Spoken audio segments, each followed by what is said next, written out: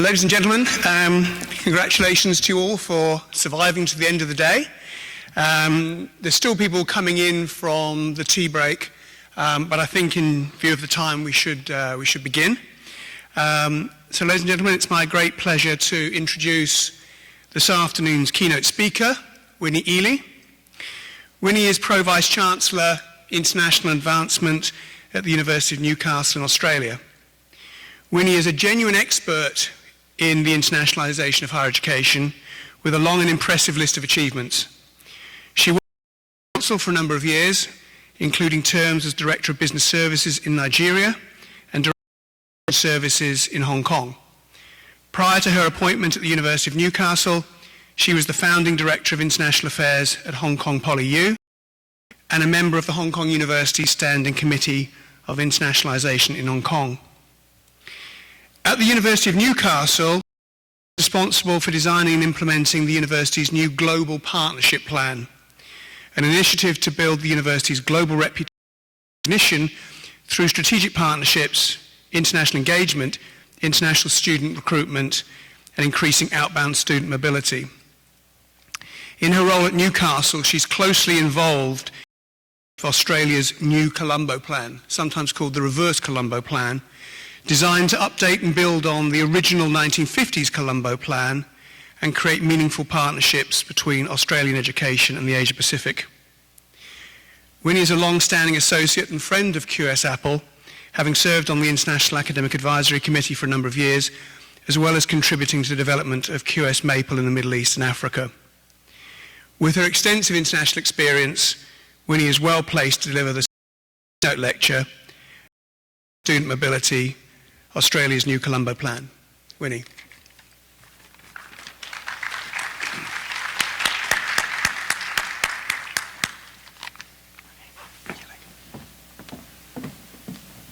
Nigel's very tall, needs some help.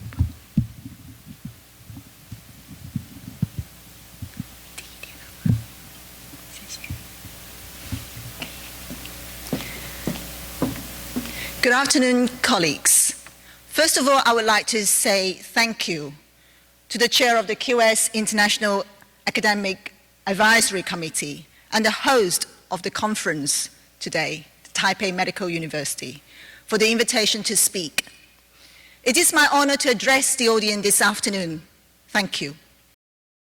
Colleagues, I'm conscious of the breadth, depth, diversity, and experience on student mobility program between the two groups is much smaller. We're talking about at 35%.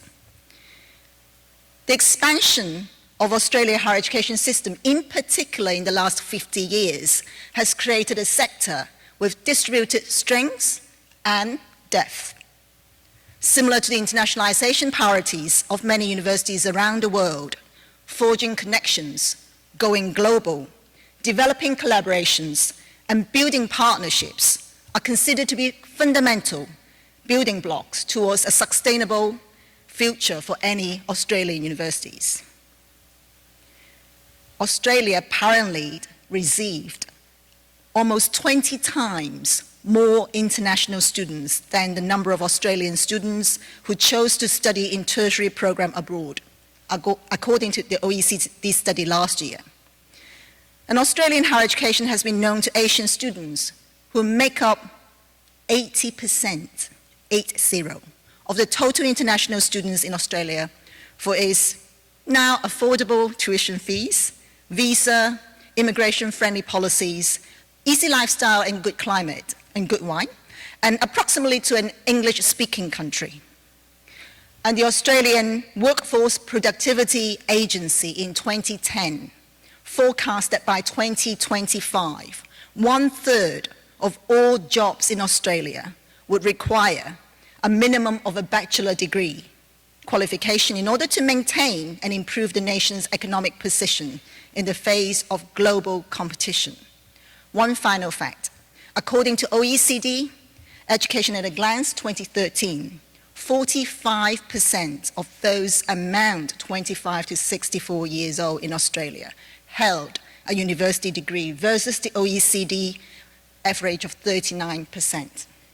That's the backdrop.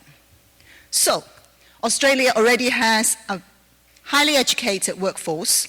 It hosts literally thousands of international students. Domestic students are and exposed to a very diverse range of culture on and off campus. So why is outbound student mobility gathering pace?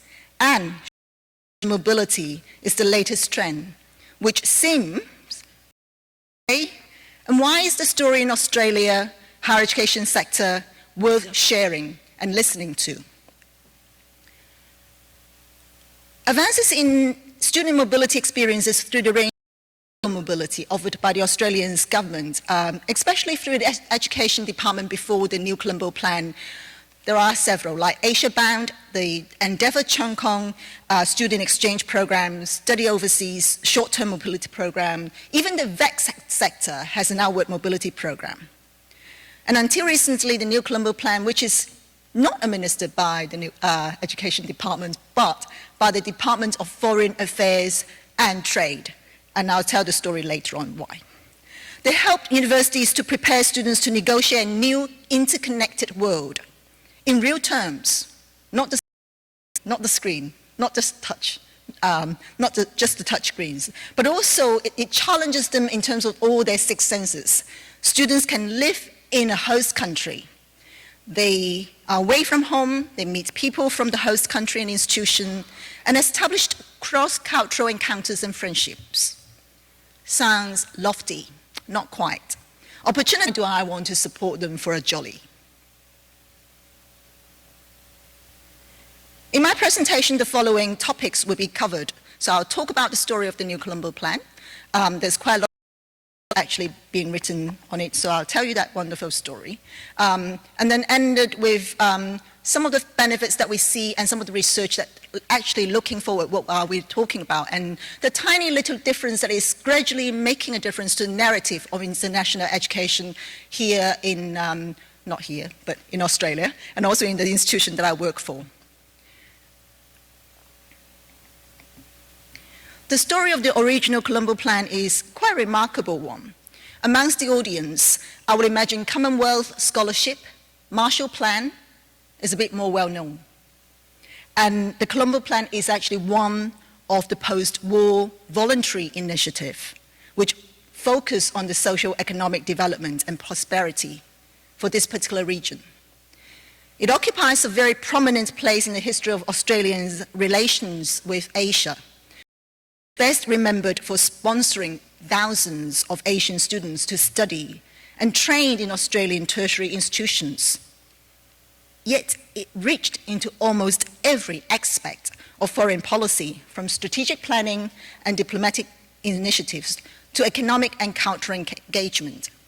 It was actually at one time, early 1950 when it was set up, named after the foreign minister, Spencer, for respect. But then later on, they quietly, because of the respect towards the friendship with Asia, named the Colombo Plan as it is known today. So back in January, you saw this black and white picture where the Commonwealth foreign ministers, they met in today's Sri Lanka, and those days they recommended the creation of a scheme under which bilateral aid would flow to developing countries in South and Southeast Asia. And then by 1954, 4 years on, the 7 founding nations of Australia, Canada, Ceylon, India, New Zealand, Pakistan, and the United Kingdom have been joined by countries including Burma, Cambodia, Indonesia, Japan, Laos, the Philippines, the United States, Vietnam, and Thailand.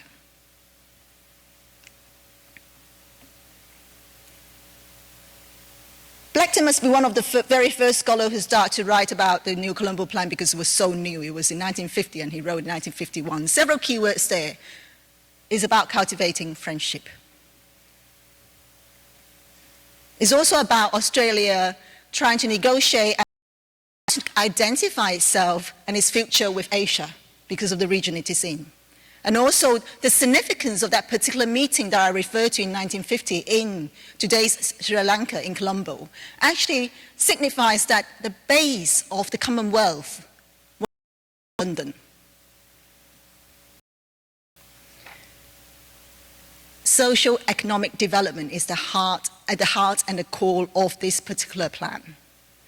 And prior to the advent of the Colombo plan in 2013, 1 in 8 Australians, just click these slides.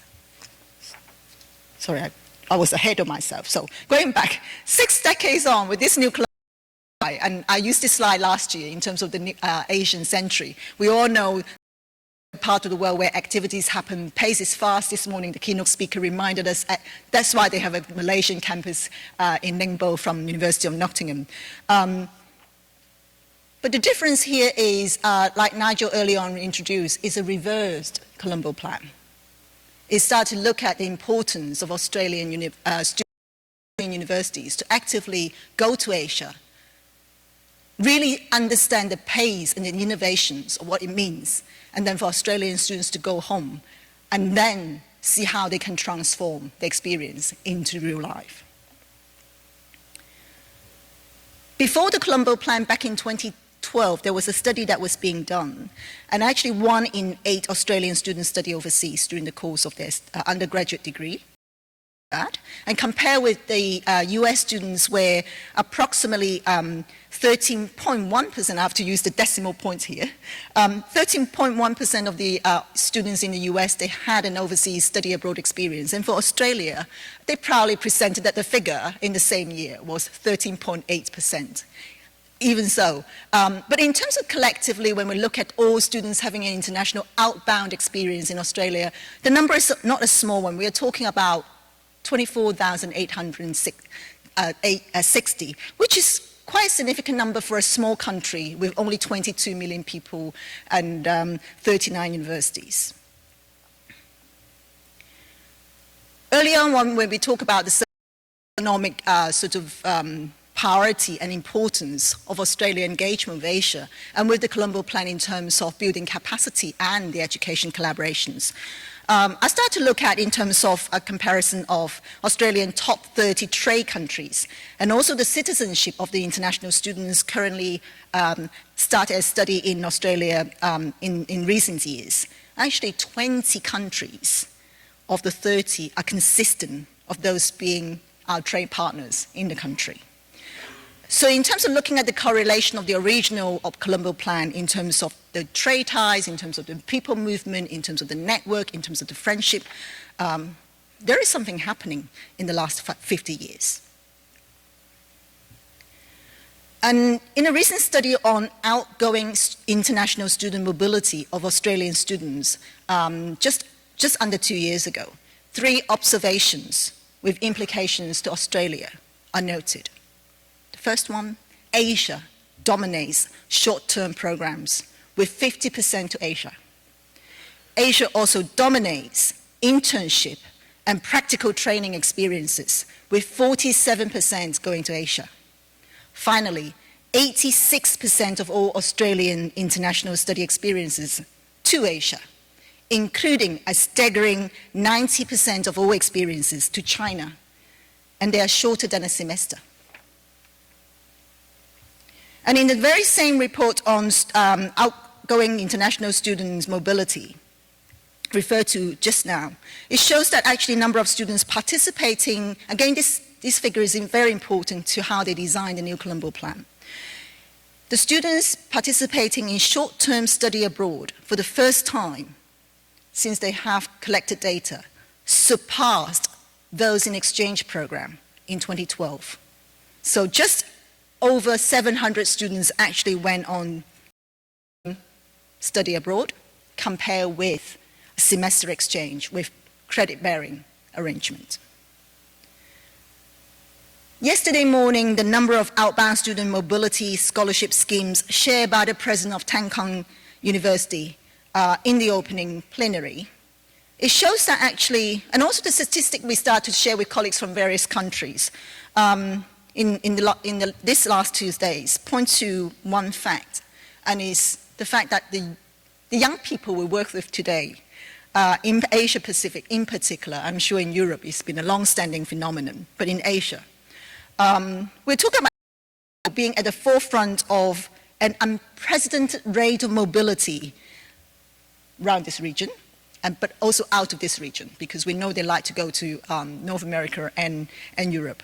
And young people also increasingly move because of work, leisure, and education.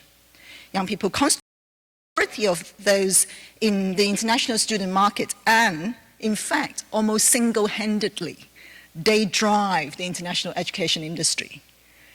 And also the youths are at the forefront of the international movement and exchange of information and culture. And the proliferation of the social media we see today is an evidence of it.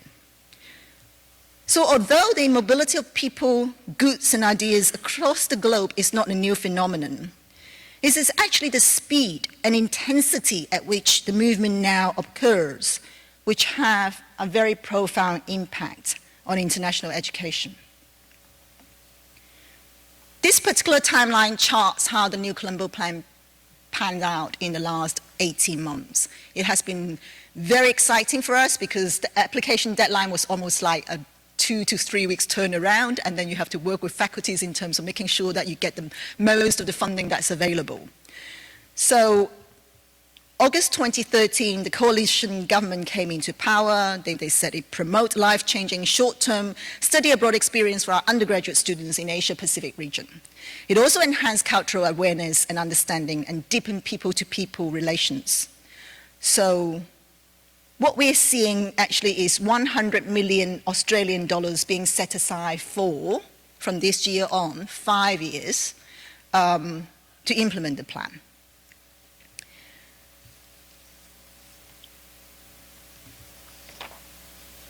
In total, for 2014, more than 1,300 Australian students are being supported to study in the 4 pilot countries and territory. So Singapore, Japan, Indonesia, and Hong Kong. The program will roll out more broadly to more than 35 countries in 2015, and another $8 million has been set aside. So more students will benefit from it.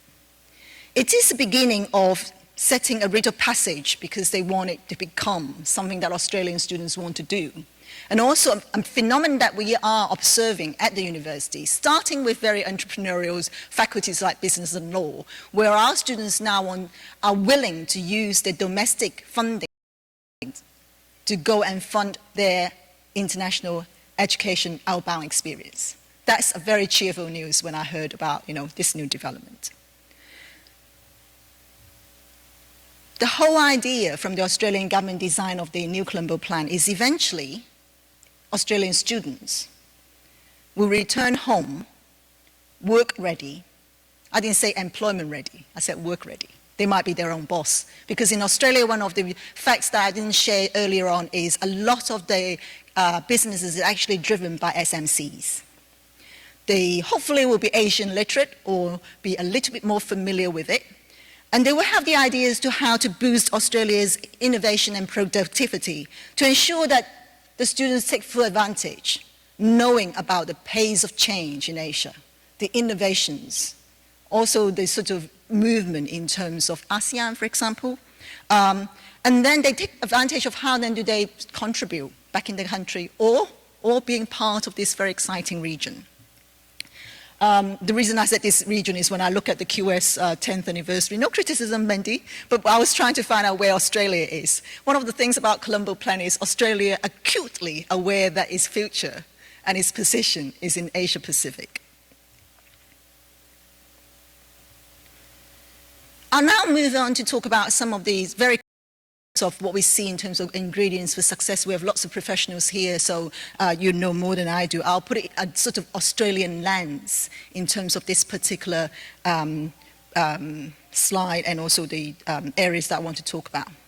In terms of access, as said, outbound student mobility program in Australia long predated the New Colombo Plan. But as a trend, the more invested in scholarships, as we know, the more students will participate. One of the studies published last year, entitled International Student Experience as a Key Component in the Australian Degree, indicates for an institution, a strong scholarship program has many benefits and can help to embed mobility through financial and prestige incentives to students to participate, and also reinforce a commitment to outbound mobility, so to say, putting its money where its mouth is. The same could be said of the Australian government with the New Colombo Plan Scholarship Program, but I have a caveat because it's a foreign policy. Even though we know for the next 4 years we have the funding, the challenge for us as an institution is how then do we sustain it and also ride on the wave that is created.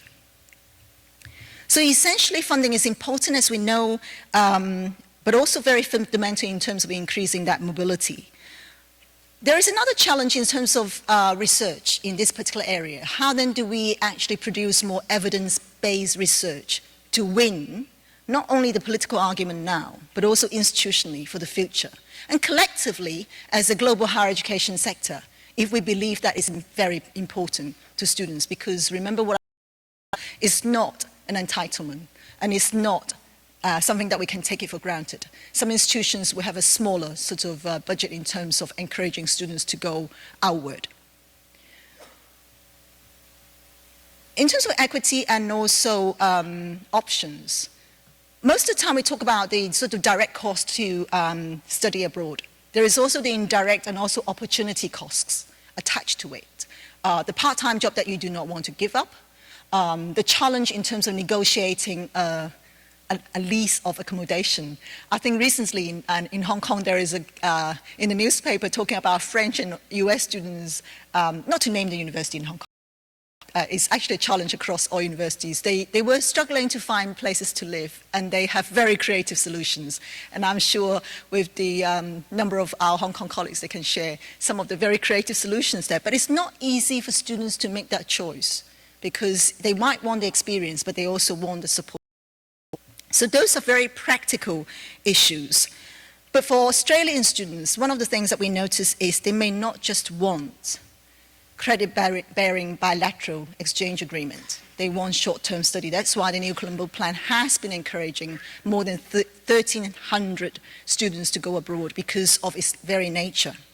So one of the things to really think about is in terms of future of study abroad, whether or not we just focusing on one mode or horses for courses in our own institutions, in our own cultural setting, whether or not we can consider other sorts of options from internship, work placement, etc., to something that will work for the students and work for the faculties. In communications and marketing, one of the things about outbound programs when undergraduate students sign up is normally it's not being mentioned. But in fact, visibility of such an option, such an opportunity is very important from the outset. So the visibility commences before potential student chooses a particular university, I would say, because it helps you to sort of put your marketing message out. But more importantly is it's promoted on campus. I think we all do this with the student ambassador scheme. If they have been, if they have returned from their study abroad program, we ask if they could share the experience. One of the things I found most useful actually is the faculty involvement and encouragement, because faculty spend time with the students. You might have professional units who can drive some of the support services, but when faculties design it, and in NCP later on I'll quote some examples of us. So some of the important factors to make it easy for the students and to make the sort of messaging very easy and very visible at the outset is important. I think I'm talking to the converted in this room, so I'm going to be really brief and quote one particular research paper on open access student mobility and integrated interactive short-term study mobility. It actually looked at in sort of very the numerous mobility program, the social, cultural, and economic benefits, and also the global trends, and documented clearly saying that the response in this particular New Colombo Plan for Australia, one of the key things we also then need to look at, apart from that particular I just referred to, is because it's driven by the foreign policy. And one of the things to Canberra, where the civil servants are and where the New Colombo plan team is how are they going to measure the benefits and the success so that actually by time, still 4 years on, but I have a sense of urgency, how then do we make sure that funding is sustained for something like this? And from an institution perspective,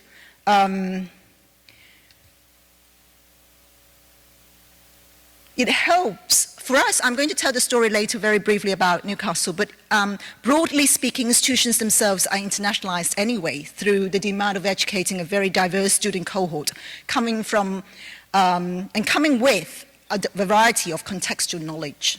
Increasingly, institutions see an international student experience as being central to their pitch to attracting and retaining the best and the brightest students. I still remember the experience of working in one of the institutions in Hong Kong, and one of the things is they can choose to go either to mainland China or to the number of countries where they can be supported to do their study abroad, which is very attractive to students. And there is a piece of work currently being undertaken by several Australian universities, and it shows one very interesting statistics. It shows that every dollar an institution invests in outbound student mobility generate a return on investment of between 4 and 8 times, not 6, 8 times. And one of the primary reasons for this is that study abroad programs improve academic performance, particularly and interestingly among at-risk students. And outbound student mobility programs also improve graduation rates, reducing attrition, creating significant savings for university in terms of losing out on their tuition fees, recruitment and administration costs. For the individuals, why is it so important? This morning we have the QS Square debate talking about what employers want. Employers worldwide are seeking graduates who have critical thinking abilities and interpersonal soft skills to enhance their employability, but I also want to push it further that they might create jobs and being entrepreneurial. So therefore, the benefits of student mobility are aligned to this expectation for students to overcome challenges such as leaving home, making their own beds for the first time, coping with distance from peers and families, also developing an awareness and understanding and acceptance of different cultures. They're also expected to have a higher level of efficiency or competency and also demonstrate a bit more maturity, critical, ethical, and interconnected thinking.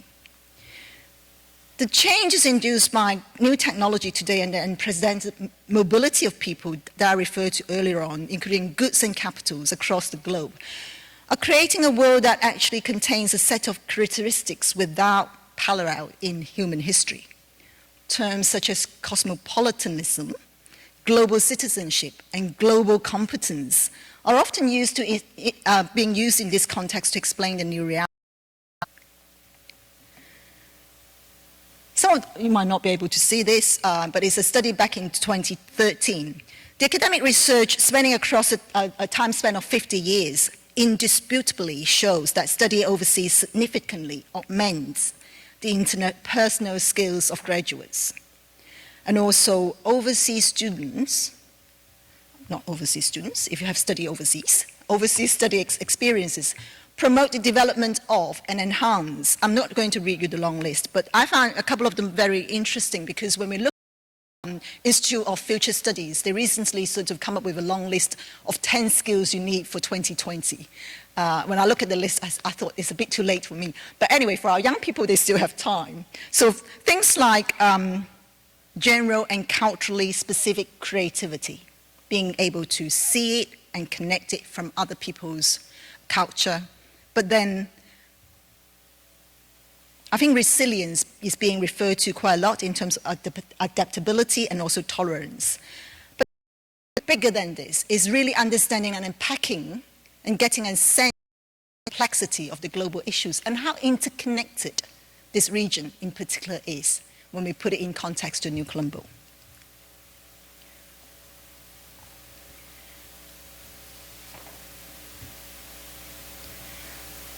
There is one particular study I just want to share in terms of more than 10,000 employers worldwide being interviewed, being asked one particular question.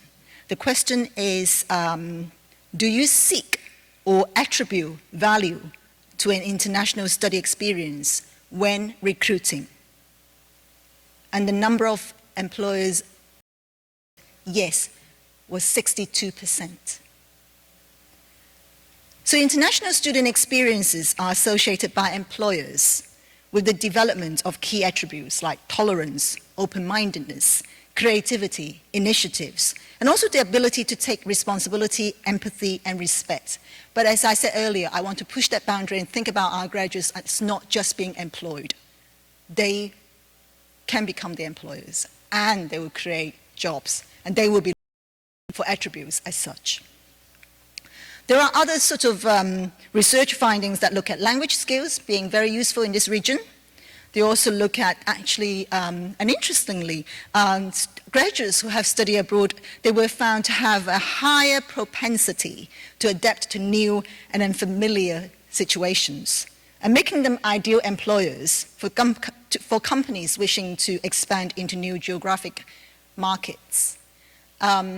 This prompted me to remember one particular example by a CEO in China on one of the top 4 telecommunications company. And he said they have very highly technical graduates in China, but one of the reasons they went to Hong Kong to look for graduates so they can send to Pakistan, to Australia, or to various countries is because there is something different. There is something different in how they interact with a different world, and the ability to go out of their comfort zone. I'm sure today's Chinese graduates are very different. This experience was 3 years ago when we had that interview, so it's a bit dated. But looking at today's youths in terms of how well they use English and how much they are willing to sort of explore, I think that is an interesting finding, and is something for us in higher education to continue to ponder about, and how then do we react. The following 3 statistics are very Australian specific because of this particular study, and this is a very high number, that's why I thought it was very interesting to share with you. 81% of employers agree that graduates who had studied overseas return to Australia with enhanced skills that are applicable to the workplace. And 72 of the employers a second language adds to the appeals of a prospective employee. And 61 of the graduate employers agree that an overseas study experience is a positive on one's resume.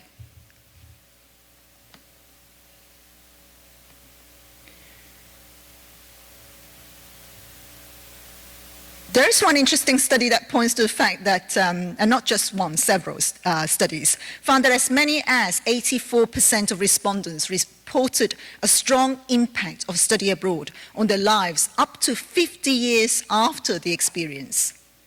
And also to study, I think earlier on, there is one case study on service learning and international experience. Experiential projects overseas can successfully promote lifelong learning skills.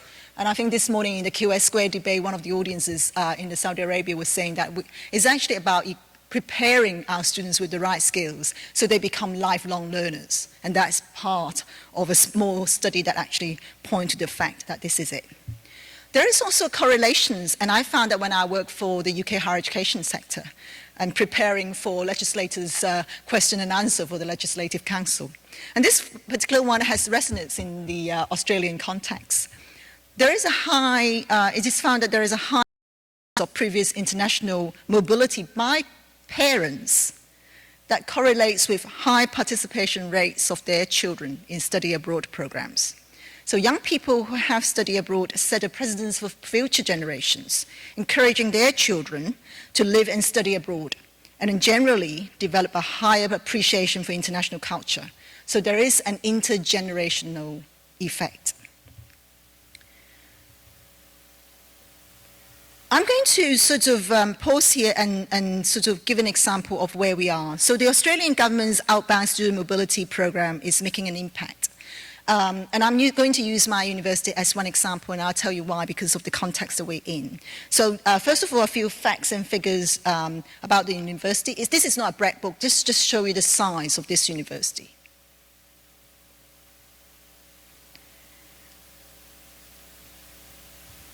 The University of Newcastle sort of operates with 3 E's, apart from all the acronyms that you use: equity, excellence, and engagement. On average, Australian universities take on 17% of students from low socio-economic background. At the University of Newcastle, it stands at 6%. Another fact, there are just over 160 medical doctors in Australia. Half of them were trained at the University of Newcastle. So it tells you about the equity agenda, but it also tells you about how excellent the students are. And in recent years, after 30 years of having an Indigenous research centre called Wallatuka Institute, we now have students getting full scholarships to Harvard, Oxford, and Cambridge in years. But this is about 30 years' work. So Newcastle as a place is a classic blue-collar town where 3 major and successful industries exist in the region. And the region we are in called the Hunter. For wine lovers, you will have heard of the Hunter Valley. For horse lovers, equine is well known. Talk to any sheikh, they will know us. Finally, the Newcastle, which manages 40% of Australia export annually, has a coal reserve for the foreseeable future. I'm not allowed to tell you how many years, otherwise they'll kill me. The University of Newcastle is one of the many universities and that in the 1960s were established by local people. There's one annual event that we have called the Autonomous Day. That's the day when they actually become autonomous. They have their own university. That's very important to all universities in Australia with a sort of background. In a paper that is going to be published soon, but it's already presented in Singapore, actually, in NTU back in November last year by our Vice-Chancellor, but written by our historian colleagues and the Vice-Chancellor. And the paper talk about how University of Newcastle developed from an institution that was founded to meet the significant regional educational needs into one which is now charging ahead, wanting to become a leader, and is punching above its weight for academic and research, and the role of the university, etc. And a book chapter that will come out, and it's an interesting, actually, we actually almost wanted to change it, but actually the more I look into it and read the paper, I think it's very, very appropriate. A book chapter called Recasting the City of Newcastle as a University, the journey from oldie Newcastle upon Tyne to the new Silk Road, will be published in December. And I have seen the book chapter 6 in that particular book, and it says the history. Why did I go into about it? Because this is the context where Australia is. Not all universities have a very long history. As said, we actually next year will celebrate 50 years. But for our students, this is something that university is taking charge and seeing the difference. The difference that New Colombo Plan has made to us are fourfolds. First of all, out of scholarships in the New Colombo Plan, which fund students to do 6-month overseas in very good universities, 40 for the whole country, for 38 universities. University of Newcastle had 3 candidates who went to Canberra for interview. All 3 came back with the scholarship, 100% success rate. I don't think we can ever beat that, but I'll just use it for this year. The difference here is, moving to the next point, is all 3 of them are going to Singapore. They're going to NUS, they're going to NTU. And the irony is, the University of Newcastle has been in Singapore for 12 years, delivering programs to hundreds and hundreds of graduates in health, medicine, and business. But for the first time, we have government funding, full scholarships for our students to go. And guess what? our Colombo scholars love them. We received the picture the following day because they welcomed them. And actually our old Colombo scholars, the old days Colombo scholars, they've been waiting for our students to go so they can sort of look after them, host them. And this particular scheme has created this very, very special moment for them to see the university growing up, receiving young students. And it's very heartwarming. When I saw that, I thought they were mollycoddling, you know, a very tall young Australian men plus two very petite sort of Australian students. But also, for the university, for the first time collectively, we have received over 1 million Australian dollars outbound mobility grant. It's huge for us because, as I said, it's a typical blue-collar town. Our research is always, as you can say, equal 7th, and we continue to do that in the recent ARC grant and also medical grant. So research intensive, very committed to equity agenda, but also getting an extra 1 million and hundreds of students out is very, very important to us.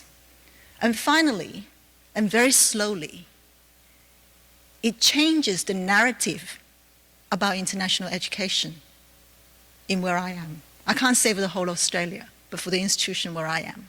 Because before the government to outbound student mobility, and by putting money where their mouth is, international education where I am, not now, gradually changing, has a very narrow definition.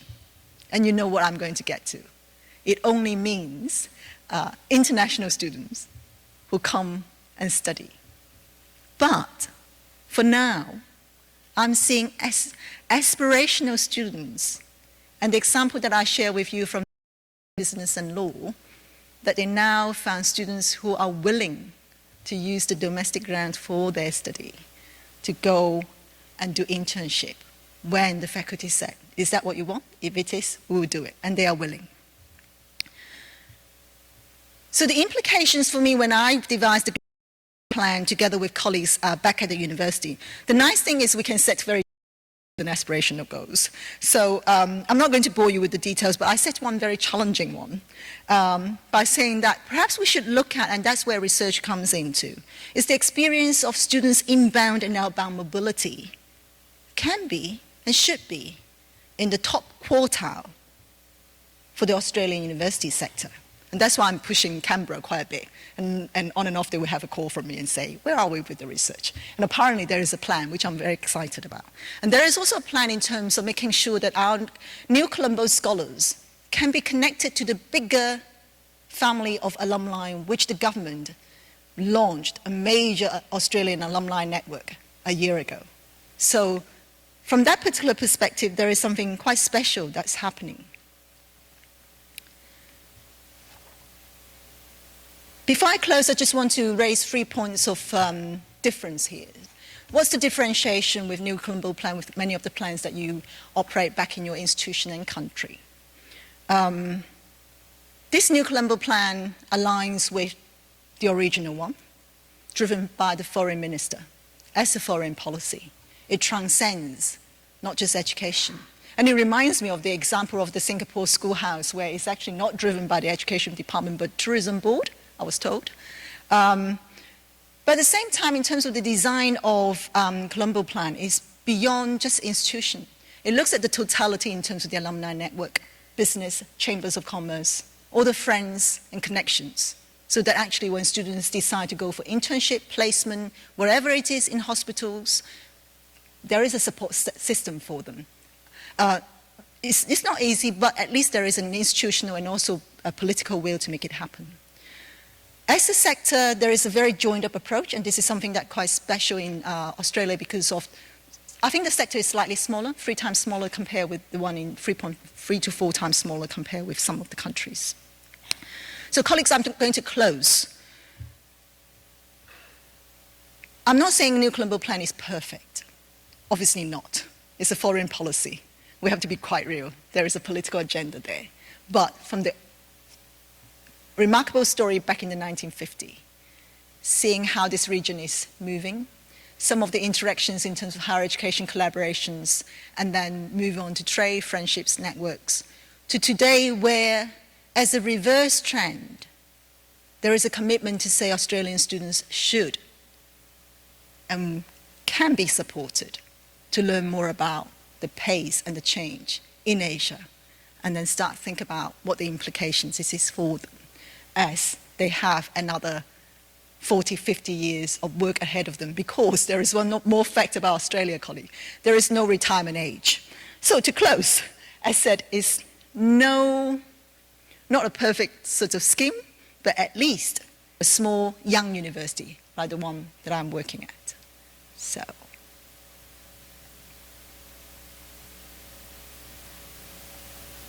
Thank you.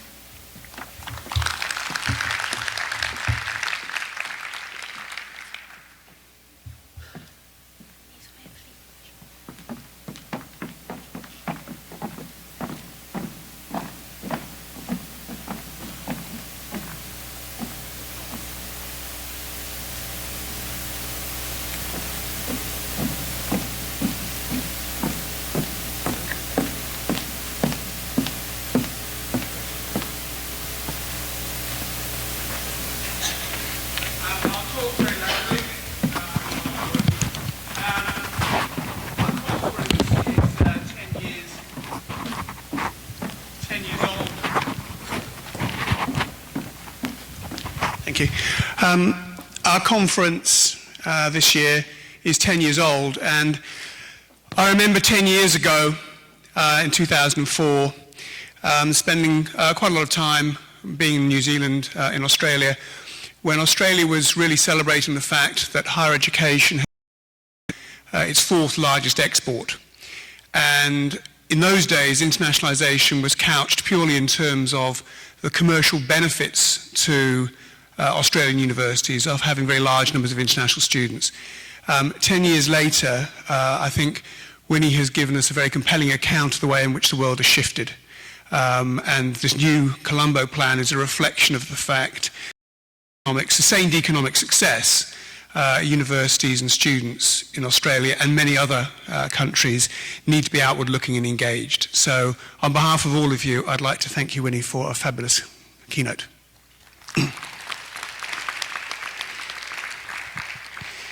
I'd now like, just before we close, to invite Professor Chen Huang Lin, who is Vice President of Taipei Medical University, to come onto the stage just to make a short presentation to Winnie of a